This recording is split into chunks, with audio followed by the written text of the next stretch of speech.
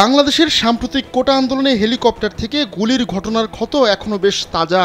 এবার একই ধরনের ঘটনা ঘটালো প্রতিবেশী দেশ মিয়ানমার। ভারী বৃষ্টিতে সৃষ্ট বন্যায় এখন বিপর্যস্ত ওই দেশ। এরই মধ্যে পানিতে ডুবে অন্তত ৩৩ জনের মৃত্যু হয়েছে। এছাড়া ঘরবাড়ি ছেড়ে অন্যত্র আশ্রয় নিয়েছেন অন্তত ২,৩৬,০০০ মানুষ। এমন পরিস্থিতিতে হেলিকপ্টার থেকে দুর্গতদের ত্রাণ দিয়ে যাচ্ছে মিয়ানমারের প্রতিবেশী দেশ থাইল্যান্ড। অথচ একই সময়ে আরেক হেলিকপ্টার থেকে বেসামরিক লোকদের ওপর গুলিবর্ষণ চালিয়ে যাচ্ছে মিয়ানমারের সেনাবাহিনী। দেশটির সংবাদ মাধ্যম ইরাবতী এক প্রতিবেদনে এ তথ্য জানিয়েছে। প্রতিবেদনে বলা হয়, বন্যার্তদের জন্য ত্রাণ সহায়তা নিয়ে এগিয়ে আসে থাই বিমান বাহিনী।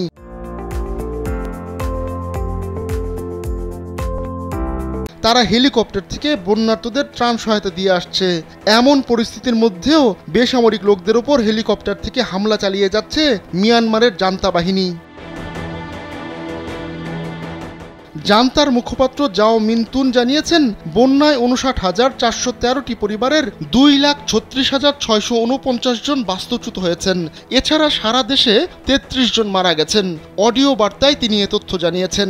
দেশের মানুষের এমন বিপদে পাশে নেই মিয়ানমারের সেনা সরকার।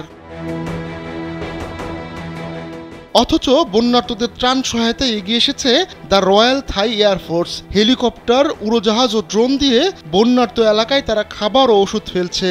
মূলত মিয়ানমার সীমান্তের থাই কমিউনিটির মধ্যে ত্রাণ সহায়তা দিচ্ছে তারা। বন্যায় মিয়ানমারের প্রায় অর্ধেক এলাকা ক্ষতিগ্রস্ত হয়েছে। সুপার টাইফুন ইয়াগির প্রভাবে ভারী বর্ষণের কারণে এ বন্যা দেখা দিয়েছে দেশটিতে। মান্দালয় ও রাজধানী নেইপিদো বন্যায় সবচেয়ে বেশি ক্ষতিগ্রস্ত হয়েছে। বন্যায় অনেকে বাড়ির ছাদ বা উঁচু জায়গায় আশ্রয় নিয়েছেন, সেখানে দিন কাটাতে হচ্ছে তাদের। সামাজিক যোগাযোগ মাধ্যমে ছড়িয়ে পড়া ছবিতে দেখা যায় বন্যার্তদের মাঝে হেলিকপ্টার থেকে ত্রাণ সহায়তা দেওয়া হচ্ছে।